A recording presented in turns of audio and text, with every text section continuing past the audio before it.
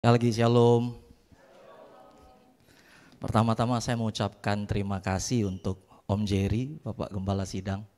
Thank you Om udah kasih kepercayaan untuk melayani hari ini. Yang kedua, thank you buat Jemaat GPDI Brisbane yang sudah terima saya sebagai keluarga baru di sini. Ya, it's been a privilege. Dan juga Happy Mother's Day untuk saudara sekalian.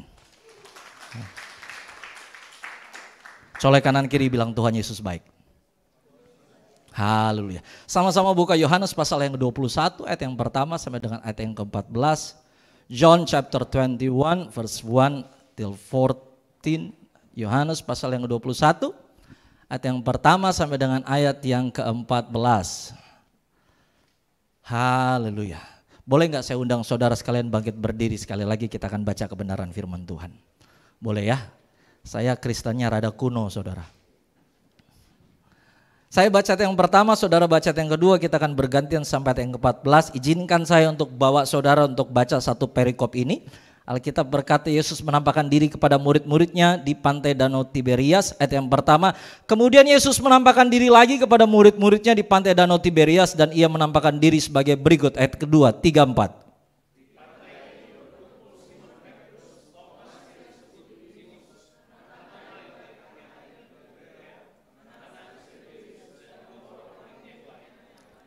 Kata Simon Petrus kepada mereka, aku pergi menangkap ikan. Kata mereka kepadanya, kami pergi juga dengan engkau.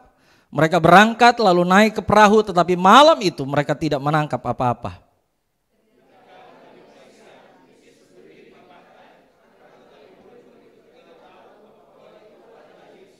Kata Yesus kepada mereka, hai anak-anak, adakah kamu mempunyai lauk pauk? Jawab mereka, tidak ada.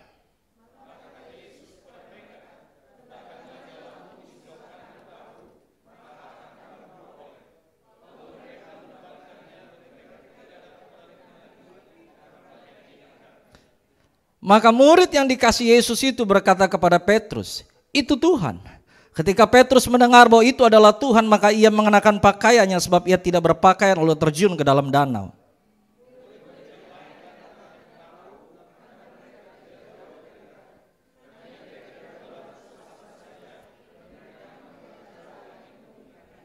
Ketika mereka tiba di darat, mereka melihat api, arang dan di atasnya ikan dan roti.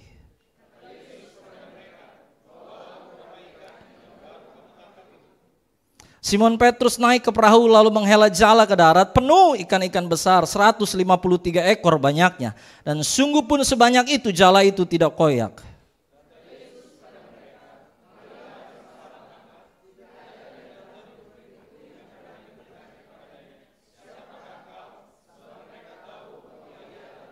Yesus maju ke depan mengambil roti dan memberikannya kepada mereka, demikian juga ikan itu.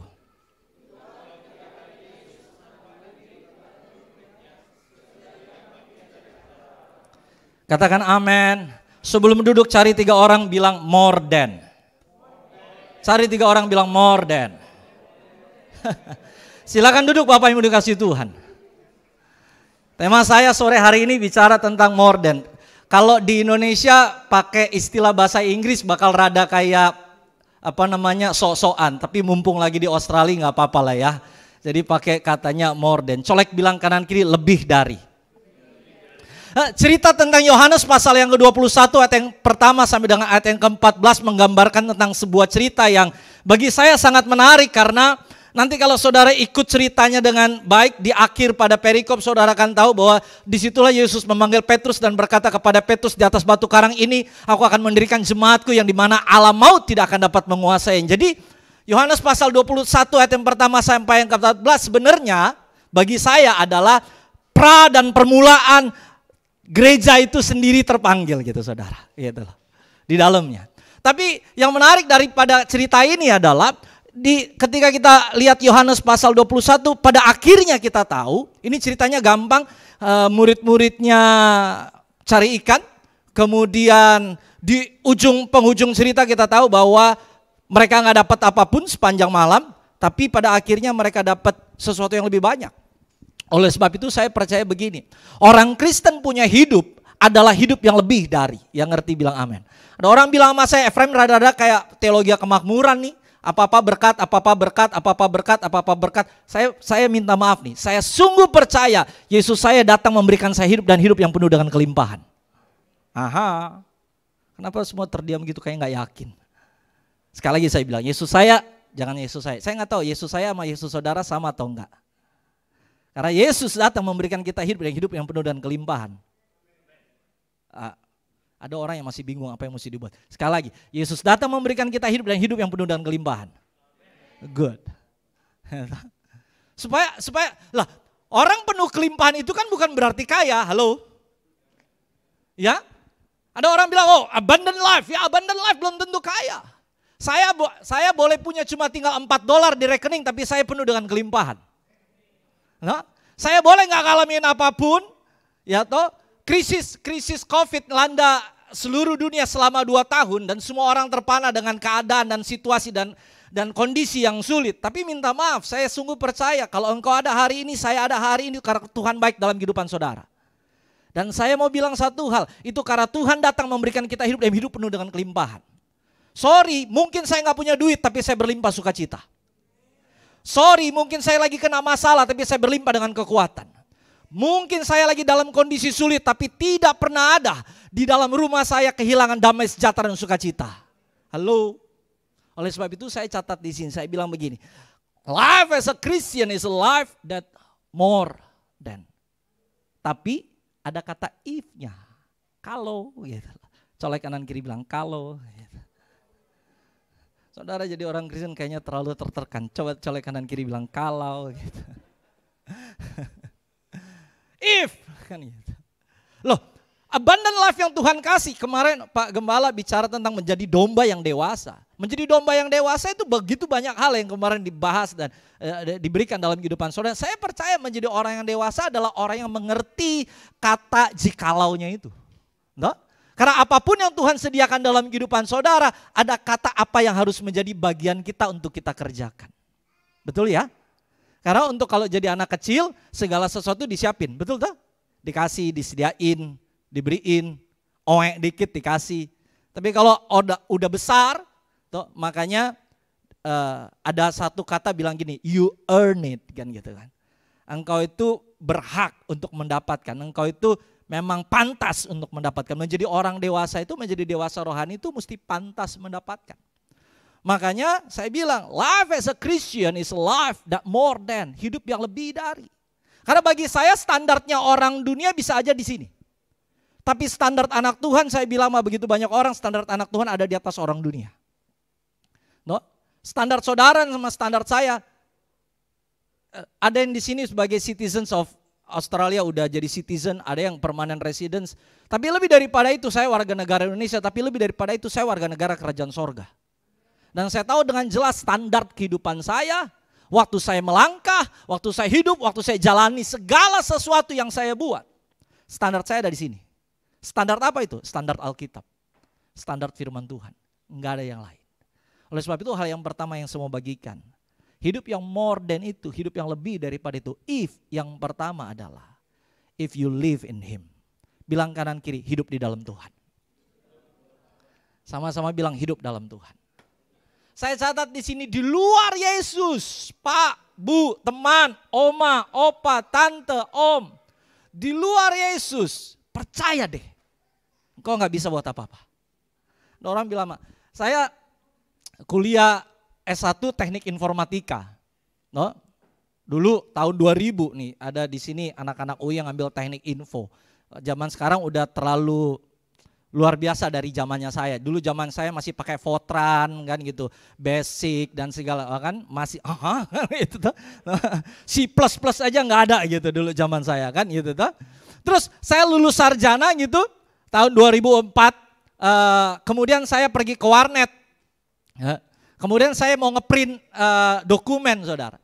Kemudian si penjaga warnet, jadi dulu di Indonesia kan masih banyak warnet gitu ya, masih banyak buat ngeprint dan segala sesuatu. Jadi saya mau ngeprint dokumen terus tiba-tiba yang si tukang warnetnya ini mengajarkan saya bagaimana caranya untuk ngatur margin kanan, margin kiri. Saya rada tersinggung. Sungguh. Saya bilang sama tukang warnet, keterlaluan nih.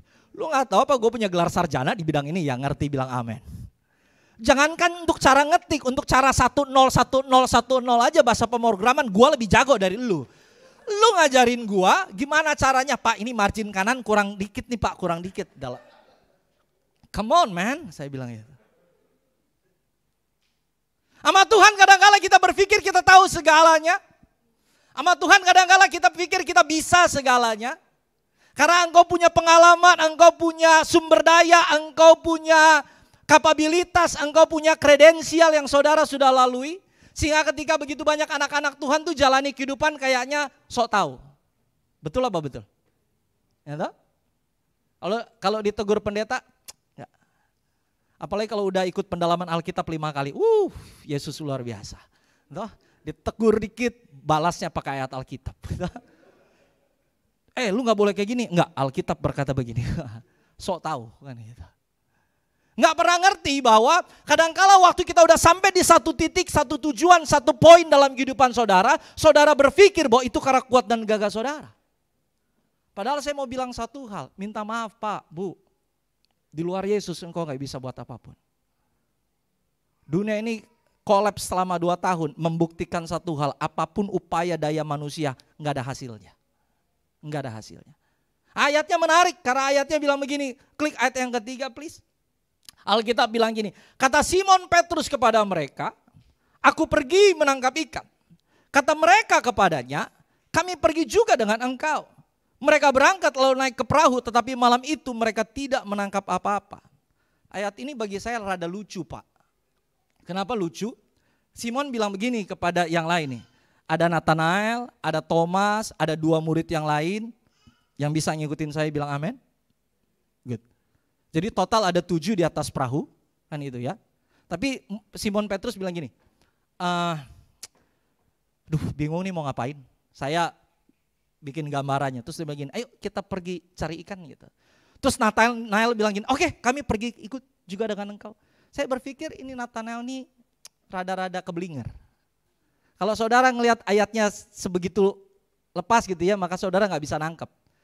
Menurut Alkitab nelayan itu cuma 4 orang. Menurut Alkitab, murid Yesus yang nelayan itu cuma Petrus, Andreas, Yohanes, Yakobus. Yang bisa ngikutin bilang amin. Nathanael ngapain nyari ikan? Halo yang ngerti bilang amin. Sampai di sini bisa paham? Paham? Nathanael ngapain nyari ikan? Thomas ngapain nyari ikan? Gitu loh. 2 murid yang lain yang gak disebut di dalam Alkitab ngapain nyari ikan? Ini makanya saya bilang orang bingung kumpul sama orang bingung sama-sama jadi bingung. Yang ngerti bilang amin. Kalau saudara ngelihat ayat ini maka saudara bilang, oh mereka cuma cari ikan. Saudara tidak pernah mengerti bahwa kurang lebih 2 minggu yang lalu, mereka ini menjadi buronan paling dicari di satu Israel. Kenapa? Karena Yesus ditangkap sebagai pimpinan pemberontak. Kemudian mati sebagai seorang penjahat. Saya mau tanya sama saudara, ada yang berani ngaku menjadi murid Yesus ketika itu? Betul apa betul? Kan bingung kan? Petrus, Andreas nggak ikut, Yohanes, Yakobus, Thomas, Nathanael, 2 orang murid yang lain. Sama-sama di pinggir pantai kemudian mereka lagi berpikir apa yang harus saya lakukan sama hidup saya. Kenapa? Saya mau balik lagi nggak bisa. Kenapa nggak bisa? 3,5 tahun mereka ikut bersama-sama dengan Yesus. Kemana-mana mengajar, Yesus mengajar, di situ ada mereka. Mereka dengan bangga 3,5 tahun berkata, I am the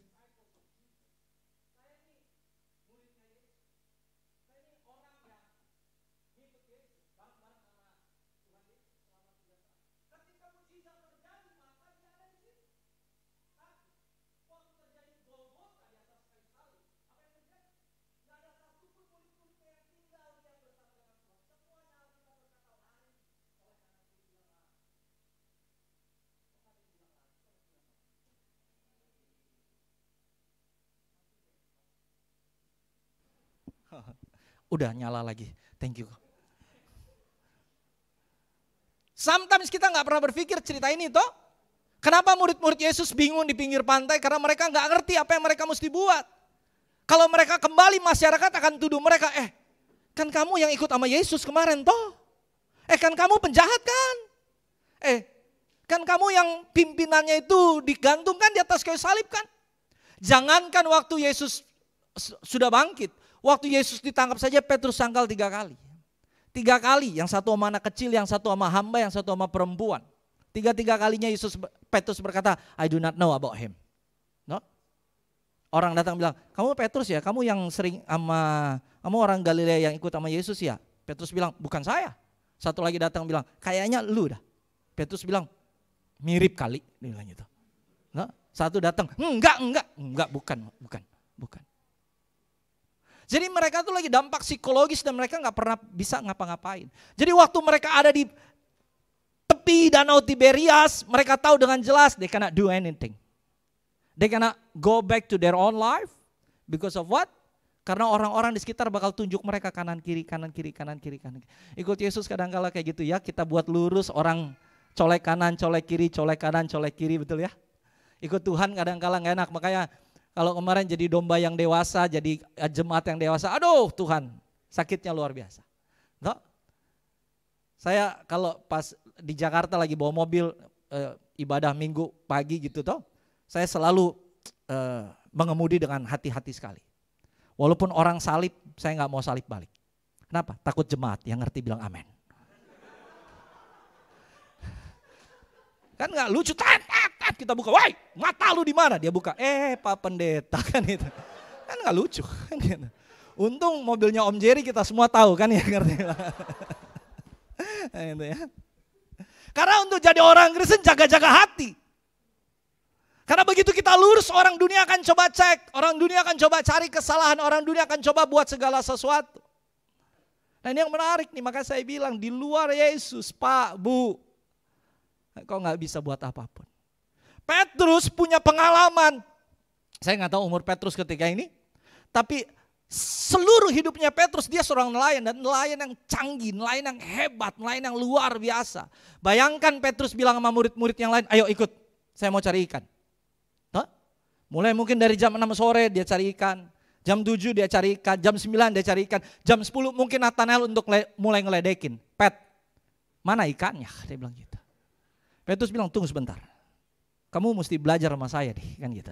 Kamu mesti belajar sama saya nih. Saya ini nelayan yang sangat handal. Saudara bisa bayangkan tiba-tiba Petrus ngelempar jala jam 10 malam, tarik, gak dapet. Terus Nathanael bilang, gak dapet bro. Sekali lagi bro, dia bilang gitu. Terus buat kayak gitu sampai pagi, gak menghasilkan apapun.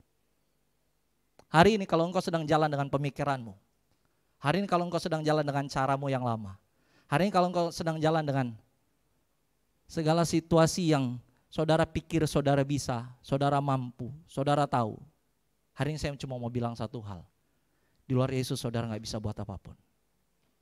Saya sering bilang gini, lihat ke belakang. Berapa kali engkau jatuh? Lihat ke belakang, berapa kali engkau sedang mau menyerah?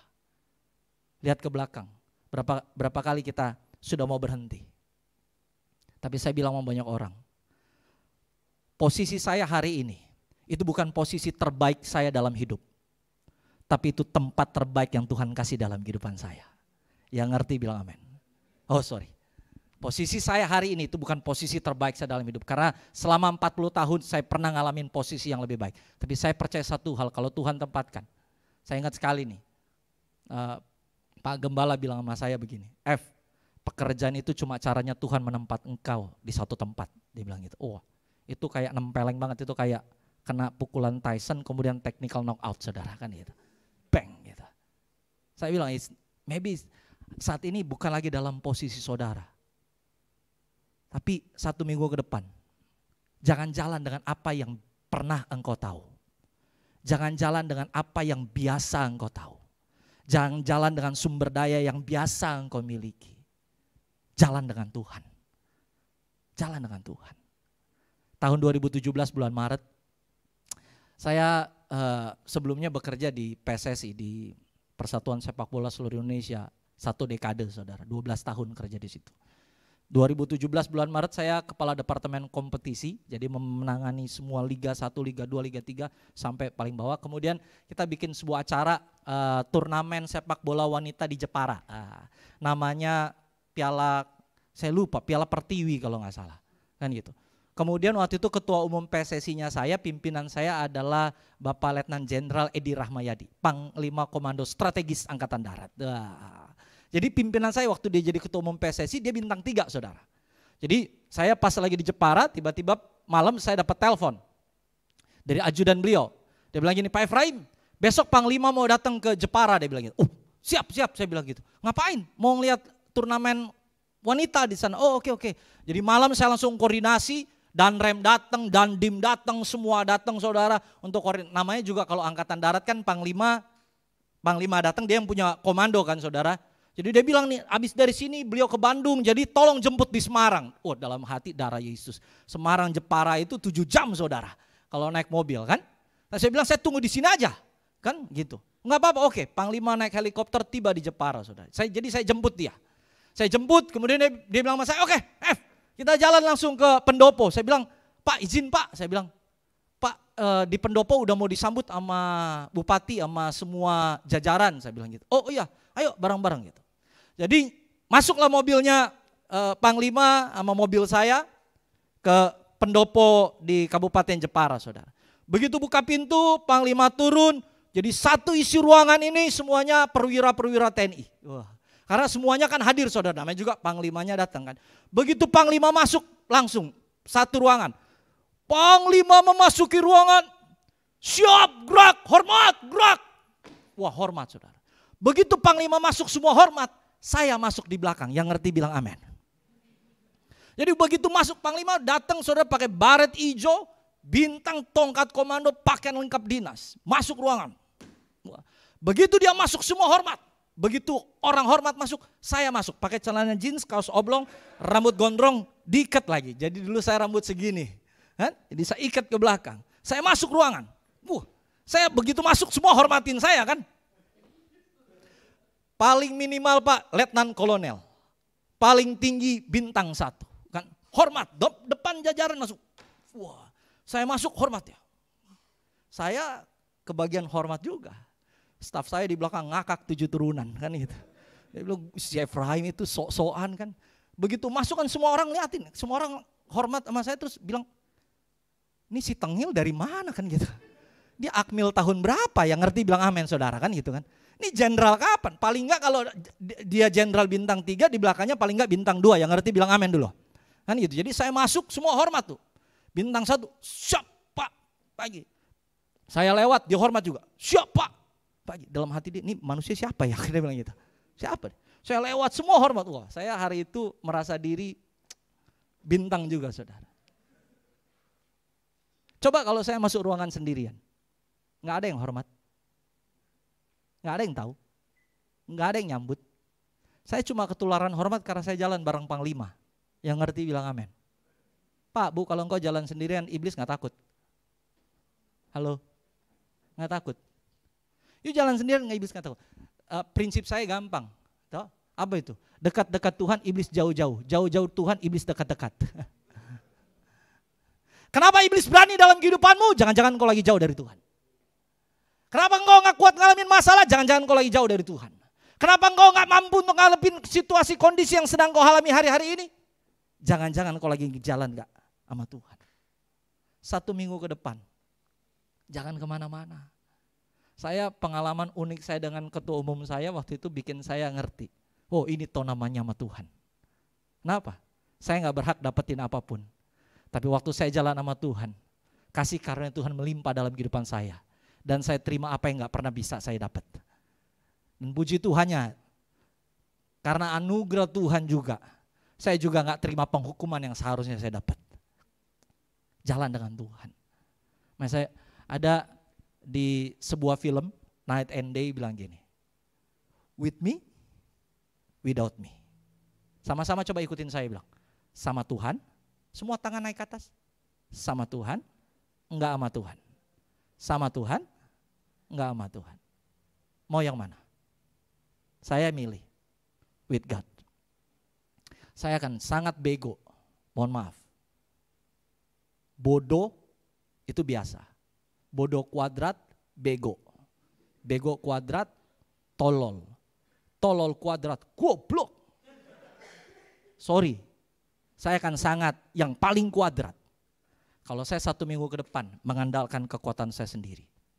Karena saya tahu bersama Yesus saya cakap menanggung segala perkara.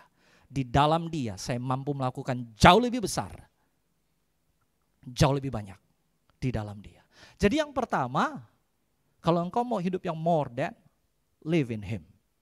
Hidup dengan Dia, hidup dalam Dia. Yang kedua, yang saya mau catat di sini adalah ketika kita mau bilang live in Him, maka yang kedua yang saya mau bilang adalah intimate knowing Him. Sama-sama bilang kenal Tuhan. Ayat yang ketujuh, klik. Alkitab berkata, maka murid yang dikasih Yesus itu berkata kepada Petrus, itu Tuhan. Ketika Petrus mendengar bahwa itu adalah Tuhan, maka ia mengenakan pakaiannya sebab ia tidak berpakaian lalu terjun ke dalam danau. Jangan ditutup please. Alkitab bilang gini, maka murid yang dikasih Yesus itu berkata apa? Itu Tuhan. Pak, Bu, ada berapa murid di dalam perahu? 7. Yang bisa ngikutin bilang amin? 7. Betul? Waktu Tuhan berkata, hai anak-anak, adakah lauk pauk padamu, adakah ikan padamu? Tidak ada. Kemudian dia berkata, tebarkan jalamu di sisi perahu. Kemudian mereka menebarkan, terus mereka dapat ikan. Kemudian Alkitab berkata yang ketujuh, berkata, maka murid yang dikasih Tuhan itu berkata, itu Tuhan. Pak, ada 7 orang yang sama-sama ikut Yesus 3,5 tahun, tapi tetap gak kenal Tuhan. Sampai di sini bisa ngikutin saya. Ada 7 orang Pak, sama-sama dengan Tuhan Yesus 3,5 tahun. Tapi apa yang terjadi? Mereka gak punya pengenalan akan Tuhan. Betul? Yang 6 ngapain? Kenapa bisa? Saya mau tanya muridnya, ini yang murid yang dikasih ini, ada yang tahu siapa namanya? Ada yang tahu siapa namanya? Yohanes. Ini orang gak perlu disebut namanya, cuma perlu disebut julukannya. The whom Jesus love. Makanya saya catat di sini. Engkau boleh, mohon maaf ya, mohon maaf kalau tersinggung. Anda boleh sudah Kristen 20 tahun. Tapi belum tentu Anda kenal Tuhan. Makanya kemarin menarik tuh. Jadi domba yang dewasa itu adalah domba yang mengenal suara gembalanya. Katakan amin dulu. Dia tahu suara gembalanya. Kan gitu. Saya di sini, saya mohon izin nih. Kotomi sama Cisansan. Ya toh, mohon maaf ya Koya. Kalau nggak suka kita adu pingpong habis ini kan gitu. Kotomi sama Cisansan kan gitu. Ini Cisansan nih di Queen Street Mall nih, kalau Kotomi hilang gitu toh. Hilang gitu toh. Pergi kemana gitu. Saya yakin percaya Cisansan itu dari jauh bisa kenalin Kotomi. Betul nggak? Dia kalau ditanya nih, mana suami lu? Bentar. No, di ujung no, di ujung no. Nggak kelihatan, enggak, no. Kenapa? Lu kok lu bisa tahu? Tuh rambutnya cepak sedikit, kayak ngerti bilang amin. Tuh suami gua, kan gitu. Itu suami saya tuh, kan gitu. Saya yakin dengan jelas tahu, kan gitu. Kalau Chris sama Civeni misalnya gitu kan, coba, karena saya cuma bisa ngeledekin 2 orang doang, karena saya pernah dua. Saya teleponan misalnya istri ditelepon sama suami, bohong-bohongan misalnya, coba pura-pura untuk jadi banker. Hello, good afternoon. May I speak to Fanny? Pasti Civeni bilang, ngapain sih Chris? Gitu. Betul? Kenapa? Tahu kan? Tahu suaranya. Makanya saya bilang, engkau bisa menjadi Kristen 20 tahun tapi engkau tidak mengenal Tuhanmu. Engkau bisa pelayanan selama bertahun-tahun tapi tanpa pengenalan akan Tuhan. Makanya ada orang Kristen yang sudah bertahun-tahun masih tanya sama saya, coba tolong bagaimana caranya mendengar suara Tuhan. Aduh. Gimana caranya bisa mendengar suara Tuhan? Aduh. Gitu. Kotomi sama Cisansan jalan ke H&M misalnya, pilih-pilih baju. Toh, Kotomi lagi pegang baju satu, Cisansan langsung, oh bukan yang ini. Yang ngerti bilang amen. Paham? Batuknya aja tahu. Enggak, iya, enggak. Kok Anda 20 tahun udah ikut Tuhan, batuknya Tuhan saudara enggak tahu? Kok Anda 20 tahun udah melayani Tuhan, masih enggak tahu apakah itu dia atau bukan? Saya senang kalau gereja terdiam, itu artinya 2. Bingung atau tersinggung.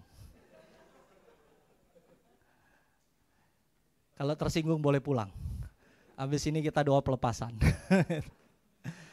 Pak, Bu, knowing Him dimulai dari intimate relationship with God. Engkau tidak akan pernah bisa kenal Tuhan kalau engkau enggak punya hubungan pribadi dengan Tuhan. Kemarin waktu saya diundang sama Kokris, saya ke bawah, kemudian Kokris ada satu gym pribadi di bawah. Ada orang bawah.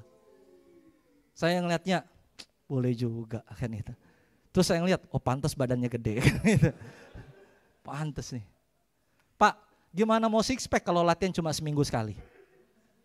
Gimana mau kuat kalau ketemu Tuhan cuma seminggu sekali?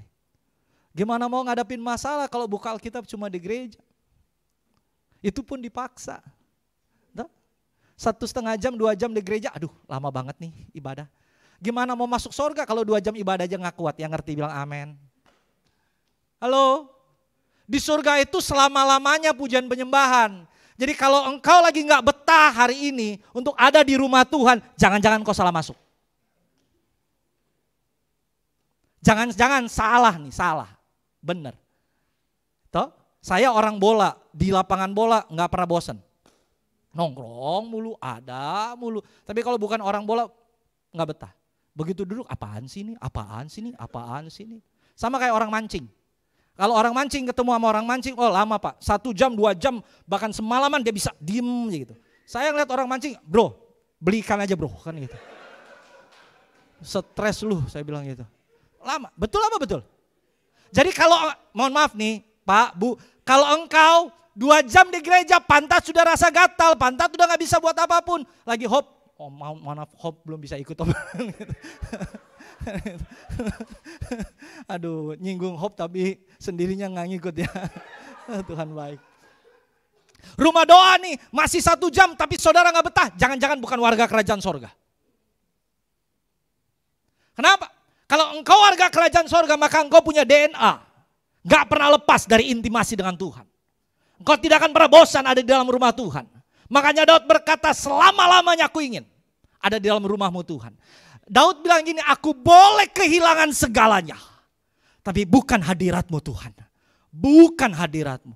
Jadi kalau engkau anak muda, engkau hari ini engkau bosan di dalam hadirat Tuhan. Jangan-jangan engkau warga negara sebelah. Karena kalau engkau warga negara kerajaan sorga, sama pacar itu, sejam gak cukup, 2 jam gak cukup, 10 jam rasa kurang. Makanya kalau Yesus, ada lagu berkata, Yesus kekasih jiwaku. Memang benar. Karena kalau Yesus kekasih jiwamu, engkau tidak akan pernah bosan dengan dia. Maka pengenalan dimulai dengan keintiman dengan Tuhan. Waktu engkau intim dengan Tuhan, di luar 2 jam ini, engkau punya waktu sendiri dengan Tuhan. Engkau undang hadirat Tuhan masuk di dalam kehidupan saudara. Intimate with Him. Pak, biaya konseling paling mahal itu adalah 1 by 1, betul gak? Private, betul toh? Private training, private itu paling mahal, betul gak? Saya lebih milih sama Tuhan.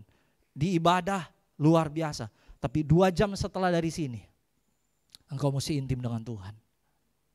Baca Alkitab, makanya ada orang bilang gimana tahu suaranya, gampang, cari tahu suara cintanya.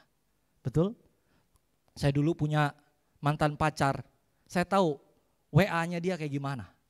Jadi kalau dia WA saya, apa kabar malam hari ini, saya tahu bukan dia. Karena mantan pacar saya manggilnya woi. Jadi dia kalau WA, woi. Saya tahu tuh, itu dia. Kalau baik-baik, bang apa kabar, lagi ngapain, saya bilang ini siapa ya? Siapa yang lagi bajak handphonenya, saya bilang gitu. Tapi kalau dia bilang woi, saya langsung tahu. Makanya saya gak perlu tahu kayak gimana. Ada orang bilang, suara Tuhan tuh kayak gimana sih? Kalau engkau dekat dengan dia, engkau akan tahu itu dia. Makanya murid dikasih Tuhan bilang gini, itu Tuhan. Dia bilang, itu Tuhan. Dia bilang gitu. Saya punya banyak tipe anak didik waktu saya pemain ngajar bola atau futsal. Ada yang paling jago, ada yang paling besar, ada yang paling tinggi. Tapi semuanya kalah dengan yang paling disayang. Yang ngerti bilang amin. Betul? Betul? Yang paling disayang belum tentu paling besar. Yang paling disayang belum tentu paling jago. Yang paling disayang belum tentu paling hebat. Tapi dia paling disayang. Kemana-mana kalau ditanya. Satu kali asisten saya, kami kalah di semifinal, kita punya kejuaraan antar daerah. Terus saya bilang sama dia, sama asisten, kenapa kalah? Wah tadi ada satu pemain bang. Kenapa? Dia gocek semua orang. Terus depan gawang dia gak masuk. Terus kenapa lu gak marahin? Susah bang. Kenapa susah? Marahin. Ya nggak bisa bang. Kenapa nggak bisa? Anak lu yang ngerti bilang amin. Pak, Bu, 1 minggu ke depan saya nggak mau dipandang orang sebagai yang paling pintar. Saya nggak mau disebut orang yang paling kuat. Saya nggak mau disebut orang yang paling hebat. Saya mau disebut yang paling dikasihi Tuhan. Saya mau bilang, orang bilang gini, itu orang satu paling disayang Tuhan. Kenapa? Udah hancur lebur, dihajar dunia, dihajar masalah, dihajar problema, dihajar kesulitan. Dia tetap bertahan. Itu orang disayang Tuhan. Makanya saya bilang perkenanan hidup saudara ada dalam tangan Tuhan. When God love you. Man, orang yang kenal Tuhan, they walk in miracles. Orang yang ngalamin Tuhan, berjalan dalam mujizat. Yang setuju bilang amin. Yang terakhir dari saya. Yang ketiga, jadi yang pertama adalah live in Him. Yang kedua knowing Him. Yang ketiga sama-sama bilang prioritasin Tuhan. Katakan amin. Ayat yang ketujuh, klik please. Dia bilang gini, maka murid yang dikasih Yesus itu berkata kepada Petrus, itu Tuhan. Ketika Petrus mendengar bahwa itu adalah Tuhan, maka ia mengenakan pakaiannya sebab ia tidak berpakaian. Lalu terjun ke dalam danau. Apa yang dicari Petrus sepanjang semalaman? Ikan. Apa yang dia butuhkan? Ikan. Apa yang dia cari? Ikan. Karena itu buat penghidupannya. Tapi Petrus waktu mendengar bahwa itu adalah Tuhan. Dia gak peduli ikan. Dia gak peduli apa yang dia cari semalaman. Apa yang dia buat? Dia terjun cari Yesus. Makanya, Pak, Bu, jangan cari berkat. Cari si pemberi berkat. Not the blessing, it's the blesser. Ada orang bilang sama saya datang ke gereja cari mujizat. Enggak. Bukan cari mujizat, enggak. Saya datang ke gereja karena saya ngalamin 1 minggu kemarin kalau saya tanpa Tuhan saya gak bisa buat apapun. Saya tahu hari ini saya ada itu karena Tuhan. Saya sering bilang sama banyak orang, kalau Tuhan sudah pimpin sampai hari ini, maka Tuhan akan pimpin besok. Kalau Tuhan pimpin umur pernikahanmu yang ke-25, Tuhan pimpin pernikahanmu yang ke-17, Tuhan akan pimpin ke yang 18. Tuhan pimpin tahun-tahun berikut, dia gak pernah tinggalin. Tapi jangan cari berkatnya, jangan cari mujizatnya, cari si pemberi mujizat. Makanya waktu jemaat Tuhan, kalau boleh saya nyambungin sama yang kemarin Pak Gembala bilang, menjadi dewasa adalah menjadi tahu mana yang diprioritasin. Kalau anak-anak gak tahu prioritasnya kayak gimana, tapi menjadi jemaat yang dewasa adalah engkau tahu Yesus prioritas yang paling pertama dan paling utama. Dia bilang gitu. Satu kali ada seorang anak mahasiswa pulang sama saya di mobil, kemudian ditanya sama saya, Bang F, Yesus nomor keberapa dalam hidup Bang F? Dia bilang gitu. Saya tanya sama dia, kalau kamu nomor keberapa?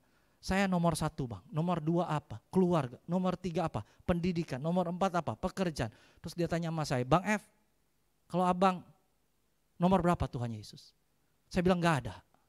Loh kok gitu? Gak ada saya bilang. Gak nomor 1? Enggak. Kok bisa begitu? Enggak. Karena Yesus satu dan satu-satunya. Kalau saya punya yang kedua, maka satu saat yang satu akan jadi yang kedua. Tapi kalau saya cuma punya satu-satunya, dalam kehidupan saya yang saya prioritasin adalah dia.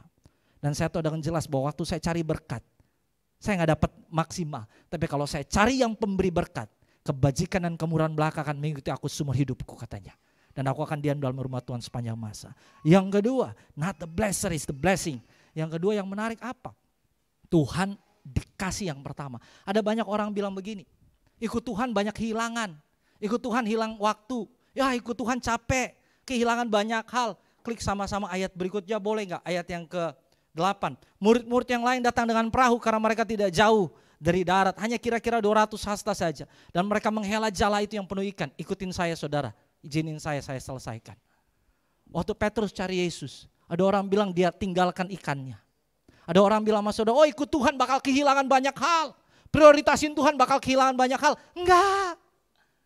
Ikut Tuhan kau enggak kehilangan apapun, ikut Tuhan kau mendapatkan segalanya. Yang ngerti bilang amin. Enggak. Ikut Tuhan saudara lagi enggak kehilangan apapun. Ada orang bilang, loh Petrus kehilangan ikan. Enggak. Waktu Petrus cari Tuhan ikannya tetap ada. Yang ngerti bilang amin. Tadi kok Chris kasih Matius pasal 6 ayat 33. Cari dahulu kerajaan Allah dan kebenarannya, maka semuanya itu akan ditambahkan kepadamu. Maka saya tulis di sini added to you. Ditambahkan, kata ditambahkan itu ada dulu. Bukan nol. Yang ngerti bilang amin. Ada dulu. Bukan nol. Ditambahkan, dilebihkan, added unto you. Dia bilang gitu. Di sini waktu Petrus cari Yesus, tujuan pertama dia Tuhan. Dia tinggalkan yang lain, dia tinggalkan ikan, dia udah cari sepanjang malam itu ikan. Dia cari, dia sepanjang malam gak dapat ikan, tapi waktu dia dapat ikan. Waktu Yohanes bilang, itu Tuhan. Dia bilang, ikan atau Tuhan? Dia tahu dengan jelas. No. Not the fish. Not the fish. My God. Tuhan saya. Makanya dia nyebur. Alkitab bilang, ini makanya orang stres sampai telanjang masuk. Tuh nggak pakai nyebur aja. Kan gitu. Langsung cari Yesus. Ada orang bilang kehilangan segala sesuatu. Enggak. Alkitab berkata ikannya ada di belakang. Ikannya tetap ikut. Yang lebih menarik apa? Ayat yang ke-9, klik dong. Dia bilang gini. Ketika mereka tiba di darat. Apa saudara? Mereka melihat apa? Api. Di atasnya ikan. Dan dia cari apa sepanjang malam? Ikan. Apa yang dia tinggalkan? Ikan. Waktu dia cari Yesus, apa yang dia dapat? Ikan. Halo, yang ngerti bilang amin. Bayangkan, dia tinggalin ikan demi Yesus. Tapi waktu dia nyampe di pantai, ikan bakar, sambal dabu-dabu, kerupuk, nasi anget, teh manis, es kelapa muda. Yang ngerti bilang amin. Semuanya ditambahkan kepadamu. Ikut Tuhan, kau gak kehilangan apapun. Prioritasin Tuhan, kau gak pernah kehilangan apapun. Prioritasin Tuhan, kita mendapatkan segalanya. Izinin saya tutup. Saya bilang gini yang terakhir, bahwa being Christian means we are more than if we are with Jesus. Jadi orang Kristen artinya ngalamin hidup yang lebih. Tapi engkau akan ngalaminnya bukan dengan yang lain, bukan dengan kekuatanmu, bukan dengan sumber dayamu, tapi dengan Tuhan. Selamat jalani 1 minggu ke depan bersama dengan Tuhan. Saya berdoa engkau akan dekat dengan Dia, engkau akan mengenal Dia, engkau akan mengutamakan Dia dalam waktu-waktu ke depan. Dan saya bukan Efraim yang jamin, Alkitab jamin engkau tidak akan pernah dikecewakan. Katakan amin. Colek 3 orang sambil bangkit berdiri bilang lebih dari, more than. Katakan amin. Makasih. Angkat satu pujian ini boleh. Lagu ini bilang Yesus pegang erat